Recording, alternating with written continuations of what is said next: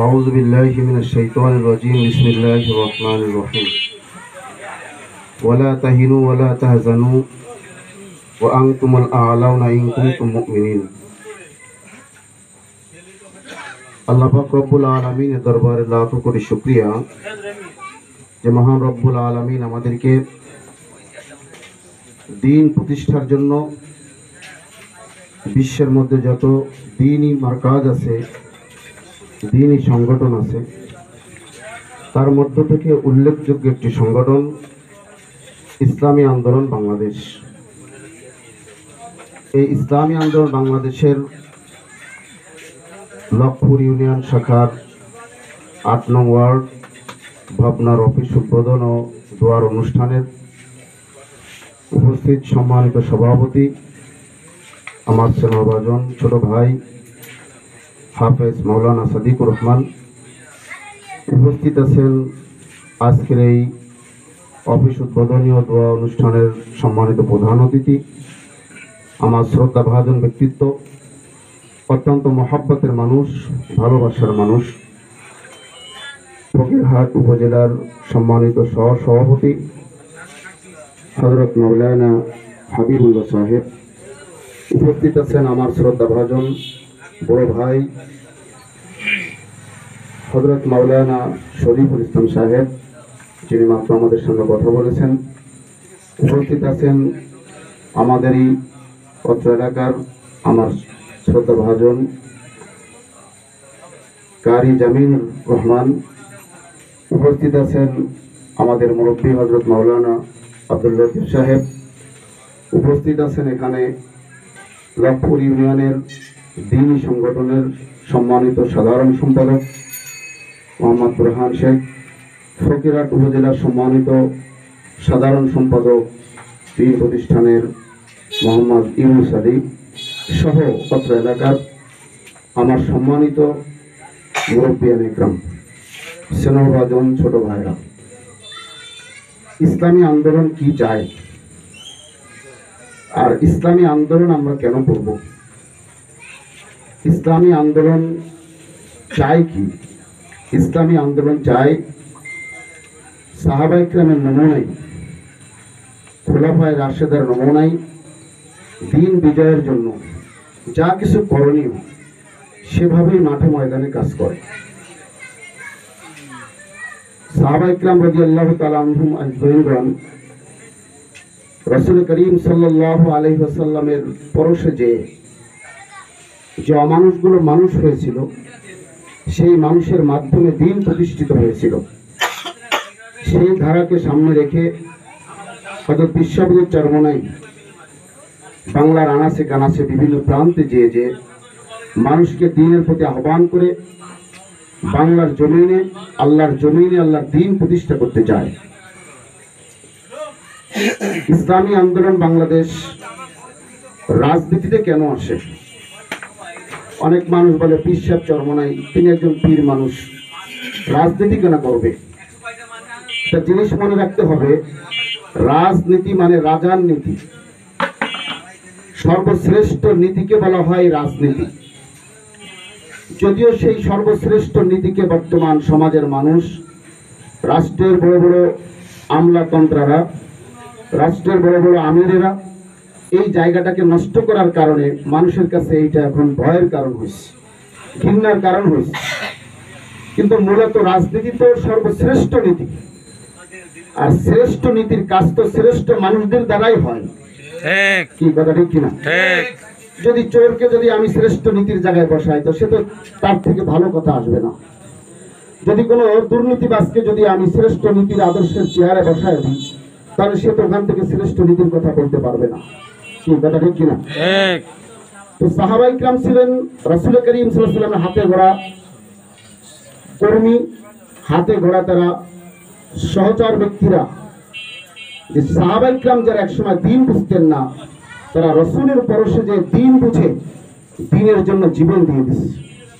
ঠিক আলহামদুলিল্লাহ, বিশ্ববুর চরমনাই মাধ্যমে আজকে অসংখ্য মানুষ যারা দ্বীন বুঝতো না, যারা ইসলাম বুঝতো না, যারা দ্বীনের পথে চলতো না, যারা নামাজে ছিল না, জিকির আজকারে ছিল না, যাদের জবানে সর্বসময় গালিগালাজ থাকতো, মুখের মধ্যে বিড়ি থাকতো, মুখের মধ্যে দাড়ি ছিল না, এই ধরনের মানুষগুলো বিশ্বভাবে চরমনার মাধ্যমে এক একজন মানুষ আল্লাহওয়ালা দিনদার মানুষ হতেছে। কথা ঠিক কিনা? যেই মানুষের মাধ্যমে একটা মানুষ চুরি ছেড়ে দিতেছে, যেই ব্যক্তির মাধ্যমে একটা ডাকাতি ছেড়ে দিতেছে, যেই মানুষের মাধ্যমে একটা সুদখোর সুদ ছেড়ে দিতেছে, ওই ব্যক্তিকে যদি আমরা রাষ্ট্রীয় ক্ষমতায় রাষ্ট্রের চেহারে বসায় দিতে পারি, তাহলে আলহামদুলিল্লাহ ওই রাষ্ট্রটাও একটা সুন্দর রাষ্ট্রে পরিণত হবে। কথা ঠিক কিনা? এই জন্য ইসলাম যদি না আসে, আমরা যতই চিল্লাপাল্লা করি, যতই যাই করি না কেন, আমাদের সুখ শান্তি আসবে না। বাংলাদেশ স্বাধীন হওয়ার পর থেকে অর্থ পর্যন্ত আন্দোলন সংগ্রাম বহুত ঘটেছে, বহুত হয়েছে, অনেকের শাসন আমরা দেখে আসছি। হয়তো আমরা অল্প বয়সে কম দেখেছি, মুরব্বী যারা আছেন আপনারা আমাদের থেকে অনেক বেশি দেখেছেন। কিন্তু যেই এই ক্ষমতার চেয়ারে গেছে, কিছুদিন যাইতে না যাইতে তার বিরুদ্ধে আন্দোলন করে তাকে ক্ষমতার থেকে নামানোর জন্য ব্যস্ত হয়েছে। এই কথা ঠিক কিনা? কারণ কি? তিনি সমাজের মানুষকে শান্তি দিতে পারে নাই, তিনি সমাজের মানুষের চাহিদা পূরণ করতে পারে নাই, তিনি সমাজের ভিতরে ইনসাফ প্রতিষ্ঠা করতে পারে নাই, তিনি সমাজের ভিতরে সমবন্টন করতে পারে নাই।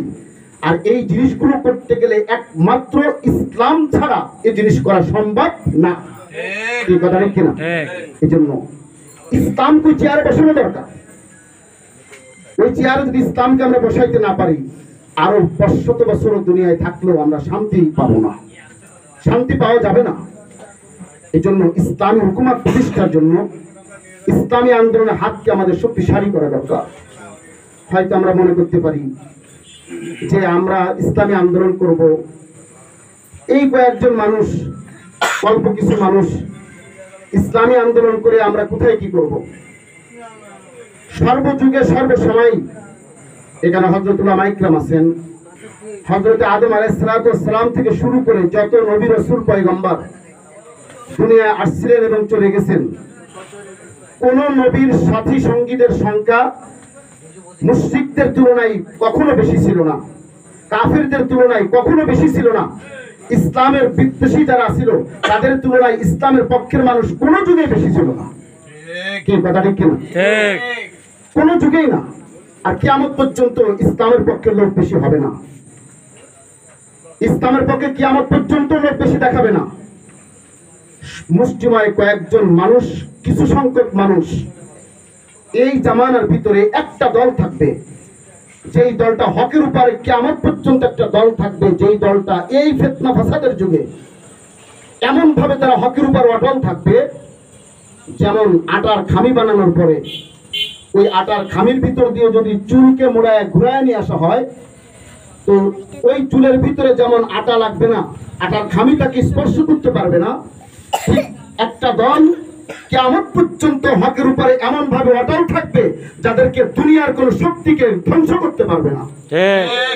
অনেকে মনে করে বিশ্ববন্ধু চরমনাই ধরে না কেন, সব আলেম চলে গেছে, অনেকেই করেছে। আসলে আমি মনে করি তারা বুকার স্বর্গে বাস করে, তারা বুকার স্বর্গে বাস করে। যারা আলেমুল আমাদের উপরে নির্যাতন করেছে তাদের বিরুদ্ধে যত স্লোগান, যত শক্তি নিয়ে মাঠে ময়দানে কাজ করেছে, যারা আজকে বিভিন্ন ট্যাগ লাগাইতেছে, বিভিন্ন ধরনের কথা বলতেছে, তাদের থেকে সেই জিনিস আমরা মাঠে দেখতে পাইনি। হযরত বিশ্ববন্ধু চরমনাই 2001 সালে যখন 4 দলীয় জোটের মাধ্যমে ইসলামী মূল্যবোধ সরকার গঠনের জন্য চেষ্টা চলতেছিল, বিশ্ববন্ধু চরমনাই একটা স্লোগান নিয়ে সারা বাংলাদেশে বলছিলেন যে আমলিগ ঠেকাও। 2008 সালে এসে সেই আমলিগের সঙ্গে নির্বাচন যারা করছে সবাই মিলে নির্বাচন ক্ষমতা গঠনের পরে 2011 সালে সর্বপ্রথম এই স্বৈরাচারী আমলিগের পতনের জন্য ঢাকা মুক্তাঙ্গনে যেই গণ অভ্যুত্থানে ডাক দিছিল, যেখানে মুসাদ্দিক বিলাল মাদানী সহ অসংখ্য নেতাকর্মী আমাদের আহত হয়েছিল এবং জেলে বন্দী ছিল, আজও পর্যন্ত নীতি আছে। তখন সেই সময় 11 সালে বলছিল এই চরমনার হাতে ইনশাআল্লাহ এই স্বৈরাচারীর পতন ঘটবে। ধাপে ধাপে আলহামদুলিল্লাহ পর্যন্ত আসছে। যদি বিশ্বজিৎ চরমোনাই চাইতেন ক্ষমতার লোভী হইয়া ক্ষমতার চেয়ারে বসতে চাইতেন, 20-50টা এমপি হতে চাইতেন, 2-4-5টা মন্ত্রিত্ব যদি পেতে চাইতেন, এমন অফার এখনো আছে, পূর্বেও ছিল। কিন্তু বিশ্বজিৎ চরমোনাই ইসলামের আদর্শকে বিসর্জন দেন নাই, ইসলামকে বিসর্জন করেন নাই। কেন? ইসলাম একটা আদর্শের নাম, ইসলাম একটা পূর্ণাঙ্গ জীবন ব্যবস্থার নাম। আর রাজনীতির মাঠে যদি কেউ একবার ইসলামের নামে কলুষিত হয়ে যায়, তাদের উঠে আসা অত্যন্ত কঠিন ব্যাপার, অত্যন্ত কঠিন ব্যাপার। আজকে আমাদের দেশে বহু তার ইসলামী সংগঠন আছে, কিন্তু আমরা কতটুকু সফল দেখতেছি। এর কারণটা কি? ইসলাম এমন একটা জায়গা, এমন একটা গাছ, এমন একটা আগুন, যেই জিনিস নিয়ে যদি কেউ ভিন্নভাবে চলতে চায়, যে এই আগুনে তাকে পুরো শেষ করে দিবে। এখানে কোনো সঞ্চাতরি চলে না। এই জন্য বিশ্বজিৎ চরমোনাই সেই আদর্শের উপরে অটল থাকার কারণে আমি মনে করি অর্থ পর্যন্ত এই হাতে কিছু হচ্ছে, কত রকম হচ্ছে, এখনো পর্যন্ত বাঘের বেটার মতো, এখনো পর্যন্ত যে হুঙ্কার মাঠে ময়দানে দিয়ে চলতেছে, বাংলার জমিনে তৃতীয় হুঙ্কারকারী আমার আর কেউ নাই। কথা ঠিক কিনা? কিসের ভিত্তিতে পারে, কিসের ভিত্তিতে পারে? যেখানে সরাসরি ঘোষণা করতেছে অমুক তমুক হ্যানত্যান, মাহফিল বন্ধ করে দিবে, সভা বন্ধ করে দিবে। কিছুদিন আগে খুলনায় এক কুলাঙ্গার বলছে চরমোনাই বিশ্বাসকে খুলনায় আসতে দেবে না। আমি পোস্ট করেছিলাম, তোমার মোকাবেলা করতে আমরা খুলনার বাসী লাগবে না, হয়তো হাতে গোনা 10 জন লোক লাগবে, খেলা হবে, তুমি আসো। বিশ্বজিৎ চরমোনাই আসবে খুলনায়, দেখা যাক কি করতে পারো। এমন মানুষ বহুত বলতেছে। এই অবস্থার মধ্য দিয়ে তারা একটা নিরাপত্তাহীন অবস্থায়, যাদের একজন নিরাপত্তা রক্ষী নাই, কোন একজন সাথে কোনো নিরাপত্তাকারী নাই, যে নিরাপত্তাকারী না, তারপরে তিনি কিভাবে চলতেছেন এটা বুঝতে হবে। যে একমাত্র আল্লাহ তাআলার রহমত, আল্লাহ তাআলা তার উপর সাহায্য থাকার কারণেই চলতে পারে। যেহেতু আল্লাহ ওয়াদা করেছে ওয়ালা তাহিনু ওয়ালা তাহজানু ওয়া আনতুমুল আ'লাউনা ইন কুনতুম মুমিনিন। আল্লাহ তোমাদেরকেই বিজয় দান করবে, তোমাদেরকেই সফল কাম করবে, তোমাদের কোনো চিন্তা নাই, কোনো পেরেশানি নাই, যদি তোমরা ইমানদার হতে পারো। কি কথা ঠিক কিনা? কাজে আমাদের চিন্তা নাই। একটা জিনিস মনে রাখতে হবে, বিশ্বজিৎ চরমোনাই ক্ষমতার রাজনীতি করে না, আমরাও ক্ষমতার রাজনীতি করি না, আমরাও ক্ষমতার পিছনে দৌড়াই না। যদি আমরাও ক্ষমতার পিছনে দৌড়াইতাম, অত্র এলাকায় বহুত মানুষ আছে যারা বিভিন্ন সময় বিভিন্ন অবস্থানে চলছেন, বিভিন্ন সমস্যায় পড়ে চলছেন, কিন্তু আলহামদুলিল্লাহ আমাদের উপর তো সমস্যা যায় না এমন না, কিন্তু আমরা সব হজম করে চলার চেষ্টা করেছি, এখনো চলি, এখনো চলি ইসলামের জায়গায়, ইসলামের জায়গায় ঠিক থাকার চেষ্টা করি। রাসূল করিম সাল্লাল্লাহু আলাইহি ওয়াসাল্লামের শিশাডালা অটল থাকার কারণে তার বংশীয় মানুষ তাকে গ্রহণ করতে পারে নাই, তার আপনজনেরা গ্রহণ করতে পারে নাই, কিন্তু তারপরেও রাসূল তার নিজের জীবনকে তাদের কাছে সুপর্দ করে একটু কিছু কৌশল বিনিময় করে তাদের সাথে লিয়াজু করেন নাই, বরং প্রয়োজনে রাতারাতি সেখান থেকে হিজরত করে মদিনায় গেছেন, তবু কাফিরদের কাছে মাথা নত করেন নাই। কথা ঠিক কিনা? কাজে আমরা তো সেই রাসূলের উম্মত, আমরা তো সেই রাসূলের উম্মত। কাজে আমাদের চিন্তা কোথায়, আমাদের ভয় কোথায়? আমরা তো সিংহের জাতি, আমরা তো বাঘের জাতি, আমরা মরলেও না বাঁচলেও না, আমরা মরলে আমরা বিজয়, আর বাঁচলে বিজয়, আর যদি মারা যায় তো আমরা শহীদ। কি কথা ঠিক কিনা? আমাদের তো কোনো ভয় নেই।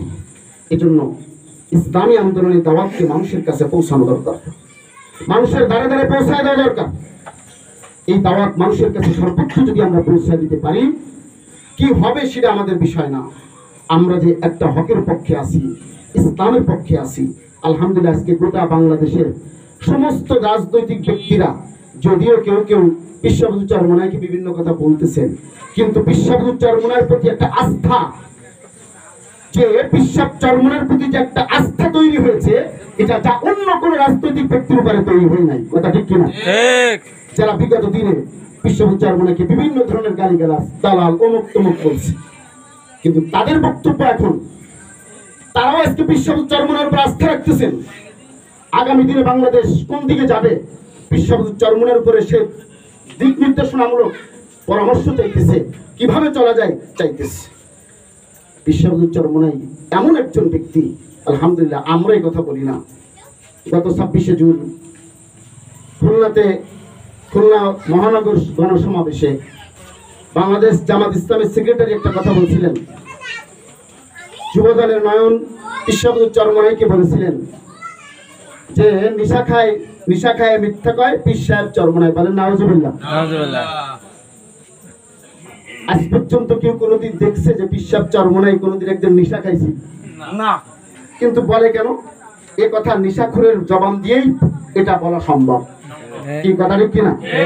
এই কথার জবাবে খুলনার গণসমাবেশে বাংলাদেশ জামাত ইসলামের সেক্রেটারি মাওলানা গোলাম পরশ সাহেব তিনি বলছিলেন যে কিছু কিছু কুলাঙ্গারেরা বিশ্ববুদ্ধ চরমনার বিরুদ্ধে এমন কিছু মন্তব্য করে, অথচ যাদের জীবনে একটা মিথ্যা কথা নাই, যারা একটা মানুষের কোনোদিন একটা হক নষ্ট করেছে এমন প্রমাণিত নাই, আজকে তাদের বিরুদ্ধে যারা স্লোগান দেয়, তাদের বিরুদ্ধে যারা কথা বলে, তাদেরকে সামাজিকভাবে বয়কট করতে হবে। এটা আমাদের কথা না। কত আস্থা বিশ্ববুদ্ধ চরমনার প্রতি যে তারা জীবনে একটা মিথ্যা কথা বলে নাই, ওটা আমরা বলি না। যারা জীবনে একটা হারাম খায় নাই, তো আলহামদুলিল্লাহ এমন একজন আদর্শ নেতা আমরা পাইছি, এমন একটা আদর্শ নেতা পাইছি যার সঙ্গে কাজ করা যায়, যার সঙ্গে থাকা যায়। হয়তো মনে করতে পারি যে আমরা অল্প কয়েকজন মানুষ না, এটা অল্প কয়েকজন লোক সর্বযুগে থাকবে। আল্লাহ বলছেন কলিলুম মিন ইবাদিয়াশ শাকুর, আল্লাহ তাআলার কৃতজ্ঞ বান্দাদের সংখ্যা সর্বযুগে কম ছিল এবং থাকবে। কাজেই আমরা কমের সংখ্যায় ভয় পাই না। বদরের যুদ্ধে সাহাবায়ে কেরাম ছিলেন মাত্র 313 জন, তার মোকাবেলায় কাফেরের গোষ্ঠী ছিল 1000। তাদের ভিতরে 700 ছিল উষ্ট্রারোহী, 200 ছিল অশ্বারোহী, তাদের প্রত্যেকের অস্ত্র সজ্জিত ছিল। আর তার মোকাবেলায় মাত্র 313 জন বদরি সাহাবী রমজান মাসে, যাদের ভিতরে মাত্র 2টা আপনার জায়গায় উষ্ট্রারোহী ছিল, আর তাদের কাছে ভাঙ্গা তরবারিটুকু ছিল না। এমন কিছু মানুষ যারা বয়োজ্যেষ্ঠ মানুষ, এরকম 313 জন মানুষ 1000 সৈন্যের মোকাবেলায় বিজয় অর্জন করে 70 জনকে হত্যা করেছিল, 70 জনকে বন্দী করেছিল, একমাত্র তাকওয়ার ভিত্তিতে আল্লাহ তাআলার সাহায্যের কারণে। কথা ঠিক কিনা? কাজে আমরা তো সে বদরের সৈনিক, আমরা তো সে বদরের সৈনিক। এটা আমাদের ভয় কোথায়? আমাদের ভয় কোথায়? আমাদের তো কোনো ভয় নাই। মক্কা বিজয়ের সময় মাত্র সর্বস্ব 1 লক্ষ মাত্র 2,24,000 সাহাবী ছিল। এই ছিল সর্বোচ্চ ইসলামের শক্তি। তাই নিয়ে কত লক্ষ লক্ষ মানুষের মোকাবেলা করে দিন বিজয় হয়েছে। এই জন্য ইসলাম বিজয় হওয়ার জন্য অনেক লোকের প্রয়োজন না। ইসলাম বিজয় হওয়ার জন্য অনেক সম্পদের প্রয়োজন না। ইসলাম বিজয় হওয়ার জন্য একদল মর্দে মুজাহিদ, খুদা ভীতি, আল্লাহওয়ালা ইমানদারের প্রয়োজন। কথা ঠিক কিনা? কাজী আমরা সেই ইমানদারের পরিচয় গ্রহণ করতে চাই, সেই ইমানদারের পরিচয় গ্রহণ করতে চাই। এই জন্য আমাদের কোনো ভয় নেই। ইনশাআল্লাহ সমাজের ভিতরে কোন দলের জন্য, এটা আমরা চ্যালেঞ্জ করে বলতে পারি, কোন একটা দল নিয়ে কোন একটা দলের জন্য কিছুদিন আগে, মাস 3 আগে একটা জরিপ করেছিল টিআইবি। সেখানে কোন দল কত % দুর্নীতি করতেছে, কোন দল কত % দুর্নীতির সাথে জড়িত, সেখানে আওয়ামী লীগের জড়িত কত, বিএনপির জড়িত কত, এনসিপি কত, বাংলাদেশ জামাত ইসলাম কত, সব সেখানে দিচ্ছেন। 100% দুর্নীতি জড়িত দিয়ে লাস্টে 0% দুর্নীতিতে একমাত্র ইসলামী আন্দোলন বাংলাদেশ। আলহামদুলিল্লাহ। যেই দলের শুরু থেকে অন্ত পর্যন্ত যাদের মাধ্যমে একটা দুর্নীতি হয় নাই, যাদের মাধ্যমে একটা চাঁদাবাজি হয় নাই, যাদের মাধ্যমে একটা দখলদারি হয় নাই, যাদের মাধ্যমে টেম্পু স্ট্যান্ড দখল হয় নাই, যাদের মাধ্যমে কাউন্টার দখল হয় নাই, যাদের মাধ্যমে মনে মনে চাঁদাবাজি হয় নাই, এমন একটা দল ইসলামী আন্দোলন বাংলাদেশ, বিশ্ববুদ্ধ চরমনার। কথা ঠিক কিনা? কাজী আমরাই বুক খুলে বলতে পারি, আমরা ইনশাআল্লাহ প্রতিষ্ঠা থেকে অন্ত পর্যন্ত যে দলের ভিতরে কালিমা নাই। এটা আমাদের ভয় কোথায়? ইনশাআল্লাহ আমরা নতুন করে উদ্যোগ নিয়ে আগামী দিনে বাংলার আনাচে বিশেষ করে আমাদের রক্ত এলাকায় প্রত্যেকটা ঘরে ঘরে ইসলামী আন্দোলন দাওয়াত, হাত পাখার দাওয়াত পৌঁছায় দেবো। রাজ আসতে ইনশাআল্লাহ। সমাজে এখন দুর্নীতি, অন্য অবিচারে ভরপুর। এই দুর্নীতি, অন্য অবিচারকে শীতল করার জন্য প্রত্যেকটা ঘরে ঘরে হাত পাকার বাতাস পৌঁছায় দিতে হবে। রাজি আছেন ইনশাআল্লাহ? ইনশাআল্লাহ। কারা কারা আল্লাহু আকবার, নারায়ে তাকবীর। আলহামদুলিল্লাহ, আমি আর বেশি কথা নাই, মুরব্বীদেরকে রেখে যে কথাগুলো বললাম, যদি আমার কথায় কোনো ভুল হয়ে থাকে আমি আপনাদের কাছে মাপ চাই। আমার এলাকাবাসী যারা আছেন, আমি সবার কাছে হাতে ধরে অনুরোধ করব, আমি মুসলিম,